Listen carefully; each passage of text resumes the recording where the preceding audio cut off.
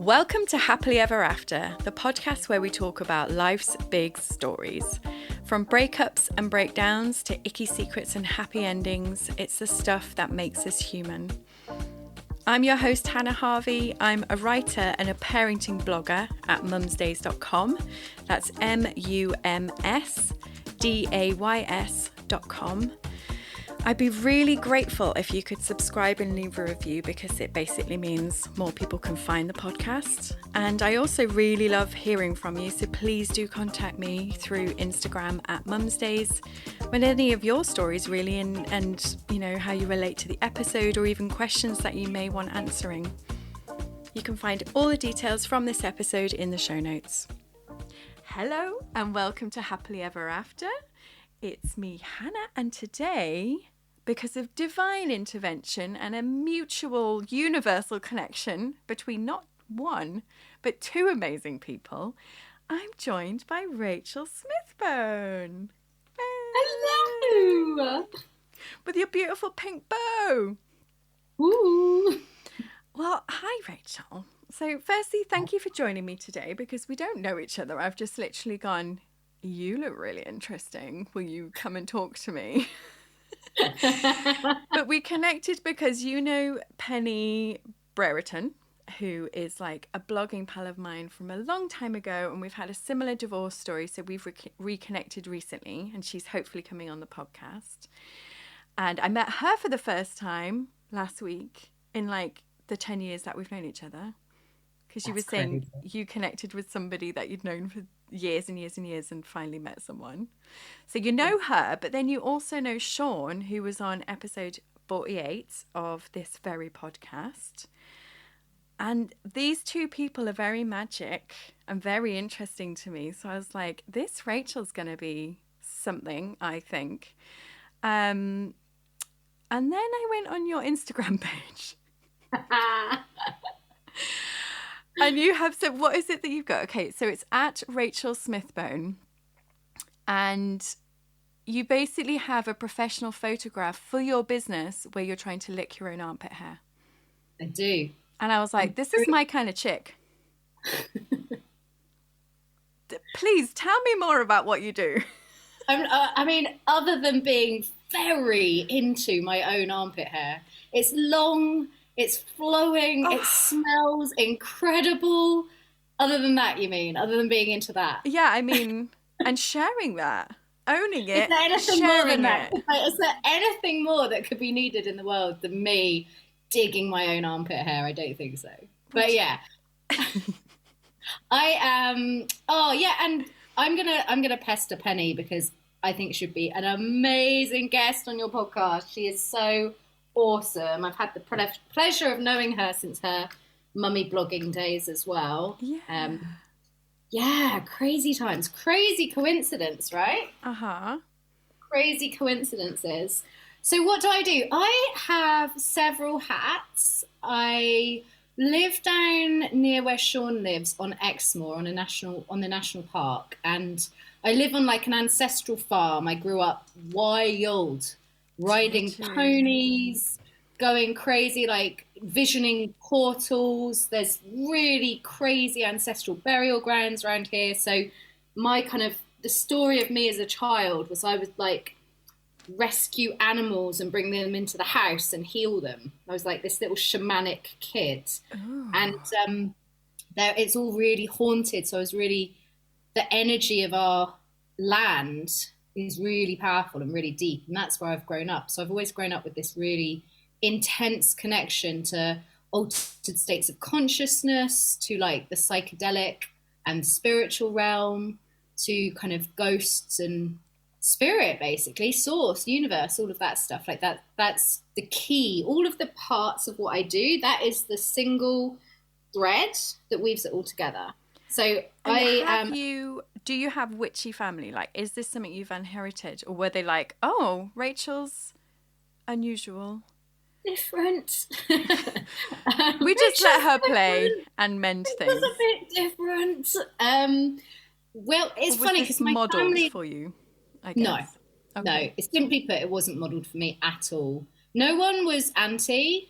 No one was surprised. everyone was really busy, so they kind of just let me get on with it. And my gran was a horse whisperer. So in a way, that is the same thing, but it came out in a really different way. So she wasn't talking to, and she wasn't like feeling the spirits in the house, but she was kind of connecting with horses in this insane way. Like she was an incredible horsewoman, incredible horsewoman. And again, grew up on Exmoor, very connected to the land. And my dad, again, he's not like witchy or anything, but he would always tell stories like he'd wake up in the middle of the night on the farm and he'd have this really weird urge. He'd be like, the horses are out, the sheep are out, the cows are out. And he'd like time after time, he'd go out and sure enough, they'd be out.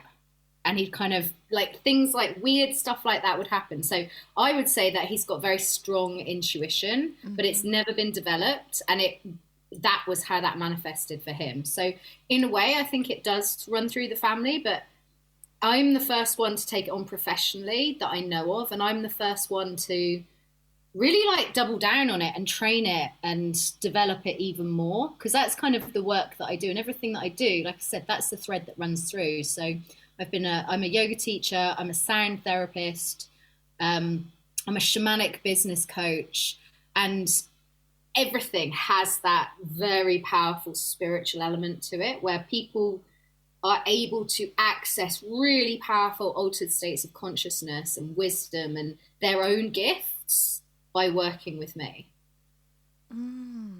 So when you say a shamanic business coach, what does that entail? Licking your own armpit hair when you're doing photo shoots. That's the main crux of it, if I'm honest. No, I'm joking. I'm totally joking. So I ran a program last year called Money Magic, and it was a reimagining and re-understanding for people who maybe have always struggled with poverty, always struggled with their relationship with money. But we did it through ceremony, we did it through spell work, we did it through like reprogramming the mind, we did it through connecting to the natural world. So those are the ways that it's shamanic. It's like taking, because I genuinely believe that if you're feeling called to run a business, it's because the spirit of that business has chosen you as the vessel to birth it. And so, and even so far as the offers and the things you're putting out through your business, like the work, I ran a program where I help people dive into that. And so it was brilliant because it's like you've got a collaborator with what you're birthing, you know, so everything you do has its own energy. And that's why I think the photos, the point for you listeners, the point of the armpit licking photo shoot was that, like, I am genuinely known for really having an unhealthily large love affair with my own armpit hair. Like, it's a bit of a joke, but I'm also a self-love person. I'm really big on self-love, and that's part of it. But it's about allowing people to see and feel the real you. So it's not about having to be polished and presented and packaged up in a way that doesn't feel authentic. It's understanding that when you work with authentic, true energy that is inside of you, like maybe you're a bit quirky and you just love to watch Twilight, for example, or like I'm obsessed with Game of Thrones and Star Wars. And when you allow yourself to speak about these things, to embody these things, to share the truth of who you are, that's when you call in your dream clients. That's when the people that are meant to work with you and not Sarah Jessica Parker down the road. Don't know why I chose her name. But like, yeah, she lives down my road. She lives down your road. Did you know she's now a business coach? What the fuck? Yeah. Truth bomb. But yeah, so when you like allow people to really feel the truth of who, I told you I'd lean really close when I get excited. Oh. It's fine, I love it. Get closer to me. So yeah, when you're truly connecting with who you are, that's when you can connect with the way you make money. Because I was actually talking about this with, I'm just putting words in your mouth there. You're like, no, that's not what I said. I was like, is that? I was thinking it is, but it's more than that. Yeah, because I was thinking about this earlier. when it comes to friends. So I was talking about ways to make friends when you're in your 40s and you're single and you're, in my case, sober. Sober. I'm flirting with sobriety at the moment, so you'll have to tell me about that sometime. Yeah, we're having a little flirtation. So my initial thoughts were, shit, am I in my 40s? Oh my God, I'm sober. Like, ugh, who is going to want to hang out with that? And it's like, part of the whole process of like making new friends is you're going to have to show up just as you are. You cannot pretend to be anything else. And a lot of the perceptions are my own perceptions. They're nobody else's. So all I can do is show up. And as a result of doing that, loads of people are reconnecting with me and I'm making friends. Oh my God, that's exactly it. But at some point, I also need to make some money. So, you're going to have to help me channel that. Yes, get the anyway, I'm not going to, I was about to launch. Please, can you now give me full coaching on the podcast? Like, is the podcast monetized yet? What ideas have you got going on? What are you thinking? We can talk about that later, but I think you've just hit the nail on the head. It's like, it's the same in business. When you show up as yourself, it's like, this is why it's shamanic, right? Because you're sending out an energy that the universe responds to. Mm-hmm. And you're sending out, when you're really being unapologetically yourself, it's a very clear energy. Right. And you want that energy to act like a magnet, because a magnet, it attracts, but it also repels. So what you want to do is you want to attract the people that are like, fuck yes, Hannah's podcast. She swears like a trucker. She's sober in her 40s. She tells it like it is. That is my girl. And you want to repel the people that are like, oh my God, she swears like a trucker. She's sober in her 40s. Like, it's a magnetic push pull, right? You don't want to be calling in the people that ultimately aren't your people. And the genius thing about that is like, those people are never going to be as fun for you to work with. And you're never going to be able to help them as much as the people that are like, trucker Hannah! I love how you've made me into a trucker. Is this my next job? You need you can do a little branding shoot with a little trucker hat on. Trucker hat. I might just record podcasts like driving up and down the M1, delivering my goods. Business idea. Thank you.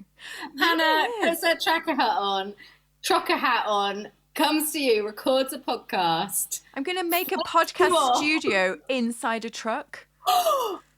Take it on the road. Oh my God. You could go to all the medicine festivals and all the things going on, all the sober medicine festivals. I've got a vision, man. I'm activating the shit out of this vision. Oh my God. I can't wait. Right, before we go there, when I said to Sean, you're coming on this, I said, what do I need to know? And what should I ask? And he was like, ask her about her spiritual journey and manifestation.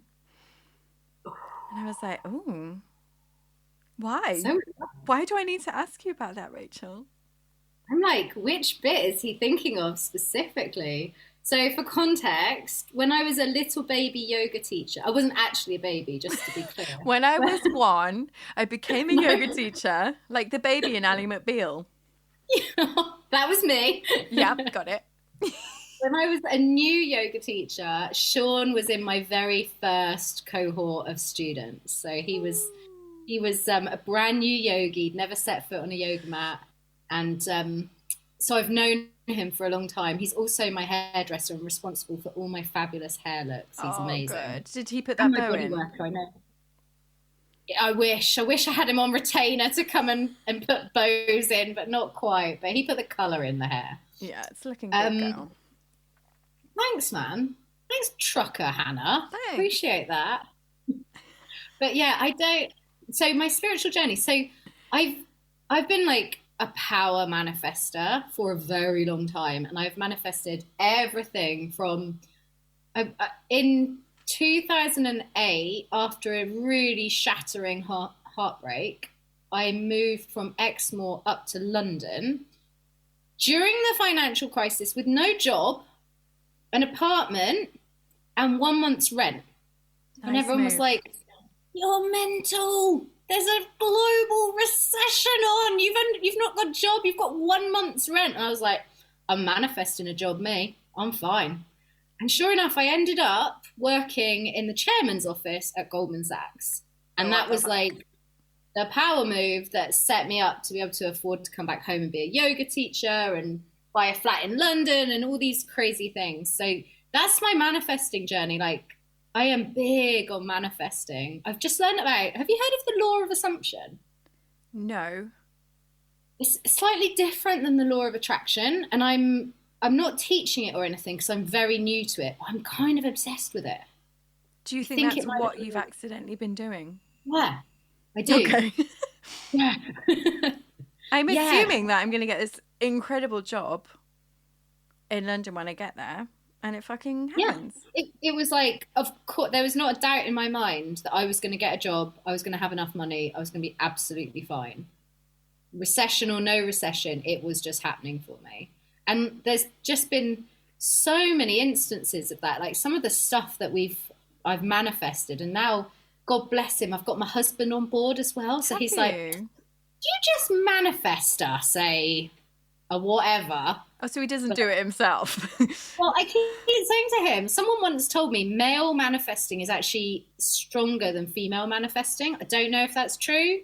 I haven't managed to convince my husband to do it, but something to do with that real direct focus of energy that men can muster. Do you think it's the patriarchy?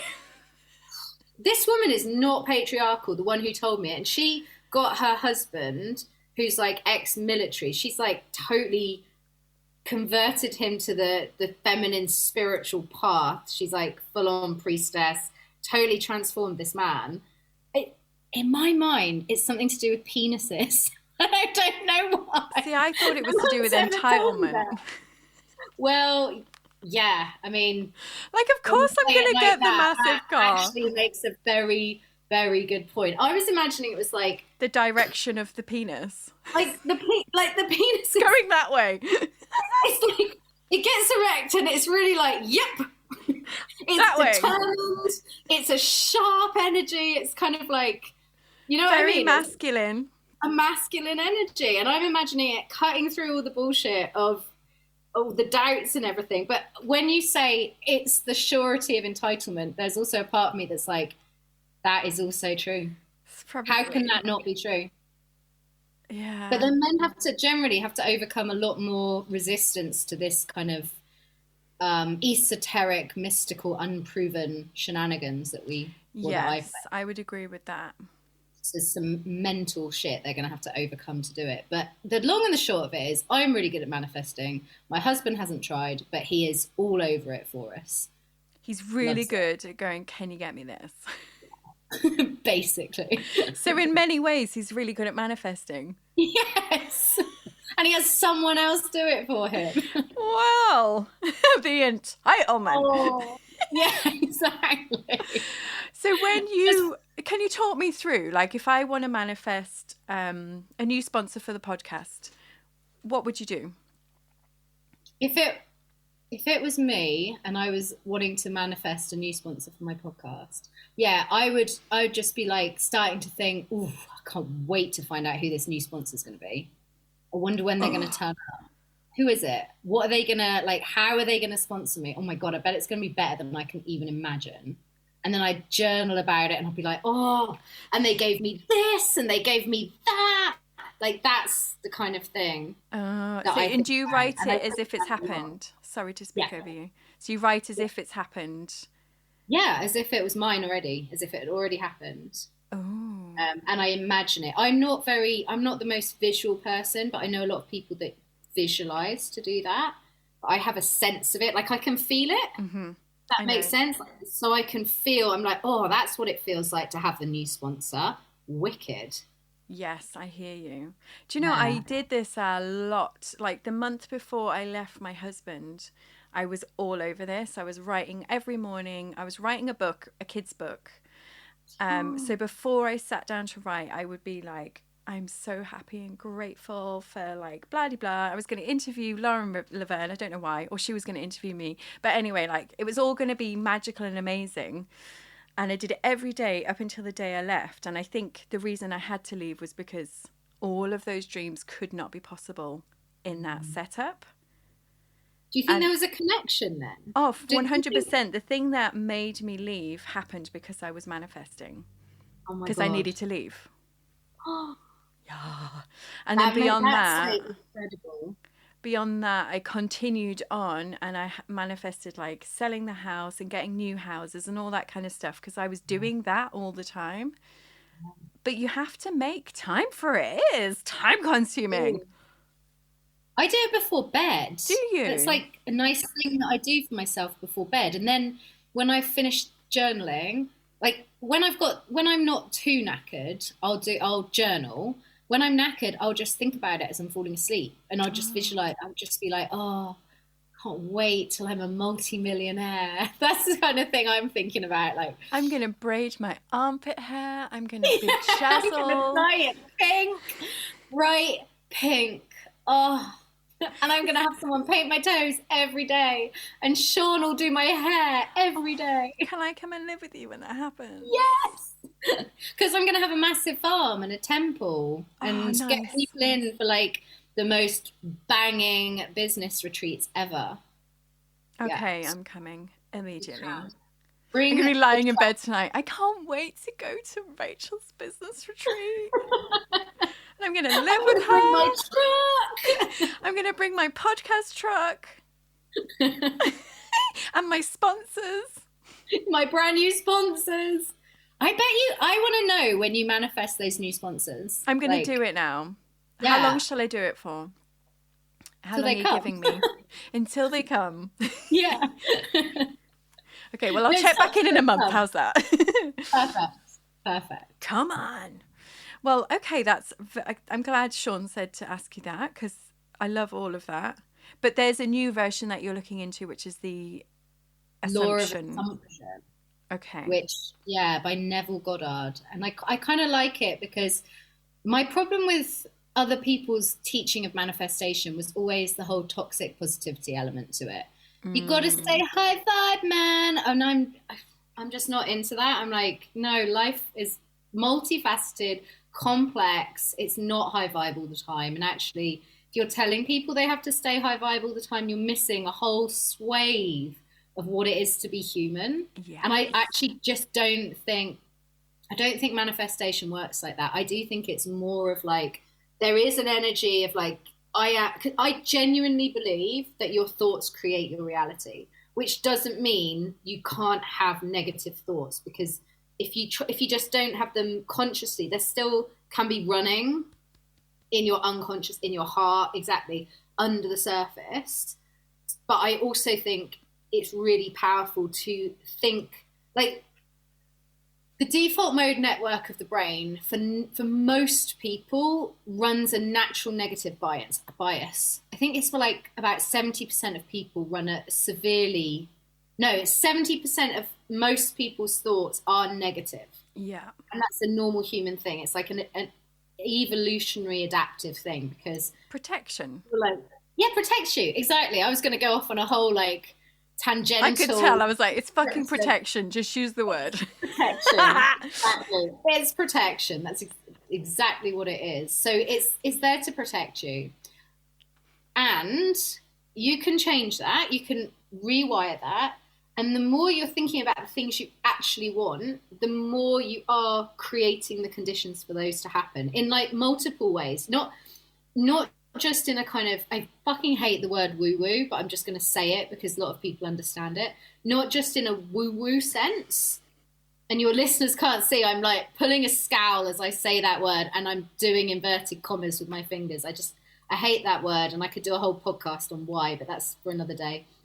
Anyway, it's not just in the woo-woo sense. It's like in a practical sense. Your brain's always scanning your environment to confirm what it's thinking. So if you're thinking negative things all the time, as per your bias, you're only tuning into the negative in life. If you train your brain to actually think of, like, to create positive thoughts, like, oh, I can't wait. I'm just thinking of my life right now. I can't wait for my husband and daughter to get home later. We're going to snuggle on the sofa. We're going to put a film on. We're going to be all cuddly. Or like that's looking for the positive. And then when they come home, you know, we sit on the sofa and we do that because I've created those thoughts and that reality. Versus, oh, I've got so much to do today. I'm not getting anything done. They're going to get home before I want them to. They're going to be tired. They're going to be hungry. They're going to just want to collapse on the sofa and not do anything. There's going to be some shit TV on because my daughter's 5. So it's like there's the two aspects to it. You've got the very real, esoteric, spiritual, quantum physics aspect, and then you've got the practical, pragmatic aspect of you create what you're focusing on. You screen for what you're focusing on. It's almost like training your brain to spot the opportunities. Yes! I say it in 10,000 words and you're like, you're like, this is why you do the podcast. You're like, mic drop, 1 sentence, bitch. Could you edit my things? Our business coach you. Can you edit for me? I am deeply honored that you said that. But yeah, so we're looking, training the brain to look for the opportunities. So as you're going to sleep, going, I can't wait for my sponsor to show up. In the morning, your, what's it called? The subconscious part of your mind is like busy working away on that little nugget. And then in the morning, you can be like, ooh, I wonder if they would be a good fit. Yeah, and just exactly. Or you wake up and you're just like, oh, you think of somebody. You must have done, I'm sure your listeners will have done this and you'll have done this. Like, you're doing exactly what you just said. Then you wake up in the morning, you're like, oh, Terry, Bruce. Oh, I'll contact Terry. Don't know where that's come from. And then Terry's like, oh, I've got this connection, blah, blah, blah. And that's how it works. Yeah. It was always there, but you weren't looking for it. You weren't tuned into it. And some of it isn't available to us because it is in the subconscious. Like you need to go to sleep with the problem. Hello, brain. I'm looking for a podcast sponsor. Please work on that. Good night. And then in the morning, it's like, ding. That is actual genius. Like, I'd be so interested if you did an experiment. Instead of all the other manifesting stuff, for the next month, you just did that.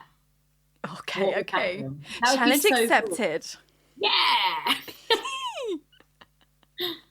Oh my God, I'm like full of ideas now. I need to write up. I know. If only this were recorded so I could listen back. If only. Okay. So how do you feel about the idea of happily ever after? Oh, I don't. It's so interesting because you told me we were going to speak about this, and obviously that's the name of your podcast, right? So I was like, how do I feel about it? And then I was thinking, well, what context? Because obviously, in the context, like, I'm assuming you're kind of having a play on the fairy tales where you have like happy ever after as you meet your Prince Charming and that's it. Yeah. Like, what do you? I was going to kind of go along the lines of like, what does it mean for you? Did you like when you were a kid? What did you think it would be? What does it look like for you? Or are you like, I fucking hate the idea of that and it's minging? I definitely don't feel like that. When I was a kid, in terms of romantic relationships, my parents have got a really beautiful relationship.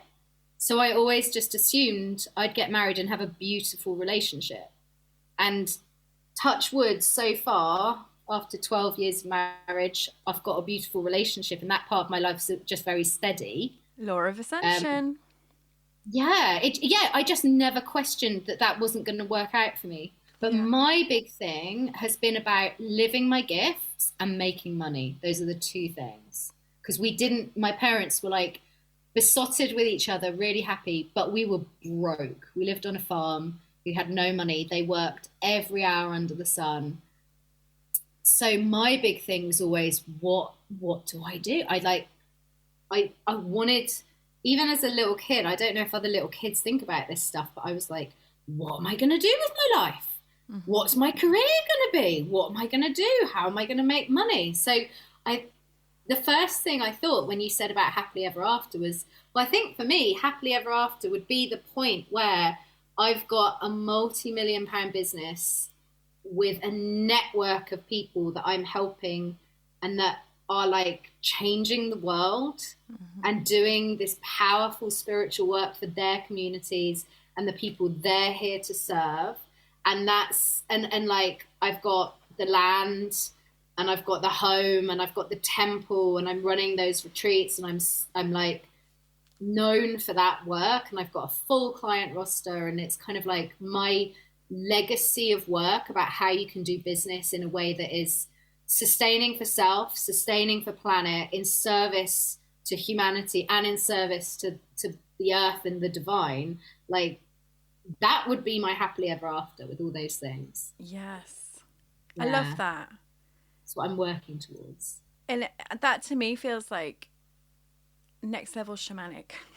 It's like not just like we are healing the land, but also moving that forward to the legacy, like what happens going forward. And and I'm massively hopeful. I don't know if it'll be in our lifetimes, but I just feel such a deep hope and belief in my bones that we're at a turning point in history. But it's and obviously I'm not naive or in denial about how shit the situation is at the moment in terms of the climate and stuff, but I equally hold so much hope because I guess because the circles that I move in, I see so many people shifting away from the structures that we've inherited and making profound changes. And I myself am part of that. And I have the privilege of working with so many incredible business owners who are like doing the work on the ground. And so the reality that I live is such a far cry from what I see in the news and what I see on the TV, because that's just not the reality that I'm lucky enough to live in. And in equal measures, there's no luck about it. Like, I've created this for me and my family. But I just have so much hope, like so much hope that people really are waking up and being in touch with your spirit, your spiritual gifts, your connection to the divine, to the planet, to each other, and including the manifesting as a tiny part of it. But imagine, like, I know in my bones manifesting is real. We are connected to the quantum field. How we think, our conscious and our unconscious, is connected to the quantum field, and it's creating. And at the moment, we're in this kind of like mass delusion where too much of society, too much of humanity is creating from that negative bias. But I'm seeing a shift, and there's going to come a tipping point where so much healing has taken place, especially in the developed nations, because indigenous cultures are already doing this shit. But so much healing takes place that we create a tipping point, and the collective manifestation starts to change. Love it. It's so true, because there's just so much, like, I try not really to watch the news, which makes me feel guilty because I feel like I should be informed, but equally I'm like, I can't. I can't do the things that my soul wants me to do and live in a space where I'm being bombarded with bad news. And that's the point, isn't it? Because it's not a fair representation. Mm-hmm. I just want to hang out with in your circle. we are. Well, you do. Need to. You already do. That's the crazy thing. Yes. This is true. Yeah, you're already like in that circle, you know, with Penny, the work she's doing. Yeah. And I don't think she's got started yet. And the work Sean does with Jambo and with, you know, his community and the work they're going to go on to do. That's what I mean. It's so... I think you're really smart for disentangling yourself from the news, because I don't think it's a fair representation, and people take it as truth, and it's not. It's biased. It has an agenda, and it is presenting one version of reality. Yeah. Okay, cool. Permission accepted. Done. So, my sort of personality type is searcher. Ooh. Like, what should I be doing now? Like, and I'm changing course all the time, and like always trying to work out what I'm meant to be doing. And I don't know. I guess when I saw your profile, I was like, thank fuck. Like, there is possibility and there is hope that I can just be myself and it will work out. And I think probably because of, you know, turning up and showing up online and the vibration and all that, a lot of people who listen to me relate to that, you know, and they are probably searchers too. Yeah, I'm a searcher, 100%. Are you? Is it okay to be like that? Because I wonder if I'm like, just pick a fucking route and stick to it for a little while. Well, I mean, yeah, if you like. I mean, I'm ADHD. I've got an ADHD brain, so that like being consistent and sticking to something is never going to work for me. And that's, again, that's another aspect of how I coach, is like the fact that you're multifaceted and there's so many layers to you. That's what makes you brilliant. That's what makes you you. That's what makes you the only possible person that can do what it is you're here to do. So it doesn't matter that I don't know what it is. No, you're doing it. What if you're doing it already? Yeah, true, What if, true. like, you're already doing it, you're already reaching those people, and when it's time, you're gonna have a. It's like, I always think of it like this. So, okay, so for any of you guys who resonate with what Hannah's saying, searchers, and you feel like one of the biggest fallacies I believed as an entrepreneur myself was that I need clarity to be successful. And everyone will tell you that, like all those neurotypical fuckers are going to tell you, you need to be clear, you need to have a path, you need to have a 10-year goal. What do you want to be known for in 10 years? I don't even know what I want to wear right now. Do I want the pink bow or the black bow? You know what I mean? Like, I don't know what I want to be known for in 10 years, but here's the mantra that you can borrow that is, to my mind, just genius. I trust the genius of my unconscious mind. Love right. that. Because your unconscious mind is connected to all that is. And it's not up here, but it doesn't need to be. It's your unconscious mind is genius. I trust the genius of my unconscious mind. Because it's going to show you where to go next. You don't need to have the big clarity. You can follow the next breadcrumb, and then it makes sense looking back. Ooh. Do you know Neil Gaiman? He's the author of Coraline. I've not even heard of that. What is that? It's a wonderful book, but it's also a great movie that you can watch maybe in a couple of years' time with your little one, because it's got creepy button eyes and stuff. Oh, I know the one you mean. Yes. Yes. So he says when he's writing a book that it's like you're just walking through fog.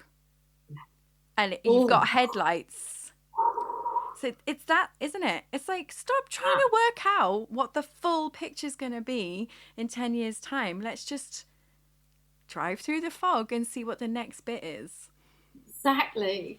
And I love that. My whole body gave shivers, because like the shivers of truth. And when I stopped feeling like there was something wrong with me because I wasn't able to tap into my 5-year plan and have a step-by-step process that's going to get me from A to B to C to have my multi-millions, blah, blah, blah. When I stopped making myself wrong for that, when I saw that the nudges that I would get in the moment always led me on a path of absolute brilliance, that's when things exploded for me. The nudges.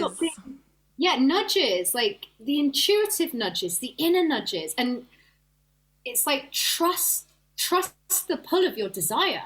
Yes. If something's interesting you, trust that it's calling your soul for a reason. You don't need to know what that reason is. Explore it, play with it, have fun with it. See where it takes you, because it's going to take you somewhere. It's going to give you something that you need on your path. I love that. Yeah, that's all the stuff I'd forgotten from manifesting. It's like you spend some time being like, thank you for this amazing things. And then the nudges are the universe being like, go on then. So you and me connecting, that was a total nudge. Yeah, Ooh. Totally. I love it. Totally. So and listen that to gives the nudge. you and some other people permission to not make yourselves wrong for being complex and multifaceted, and to trust your intuitive nudges as they unfold. Trust your journey. Yeah. We don't need to know it all. And it's, I think, a big lesson in life is just learning to live in uncertainty. God, yeah. You're like, I don't know how this is going to work out, but I do know that this is what I want to do right now. Yeah. Yeah, exactly. I love that. That is beautiful. Thank you so much for coming on and for meeting with me, like totally rando. I only asked you yesterday. I was like, do you want to come on? I feel like I need to explore your armpit hair some more. And I wore a jumper. Imagine. I didn't even get to flash you. How very disappointing. Don't worry, I'll put the picture on the old... I'll put the picture on all of the social media content. Love it. Thank you so much, Rachel. You're so welcome. Can I come and stay in your temple at some point? Yes. Bring your truck. Yes, I will. Thanks. Bye. Bye. All right then, thank you so much for listening, and I'll see you again next time for another episode of Happily Ever After with me, Hannah. It would be amazing if you could leave a review and subscribe. And of course, if you've got a friend who might enjoy this episode, please do pass it on.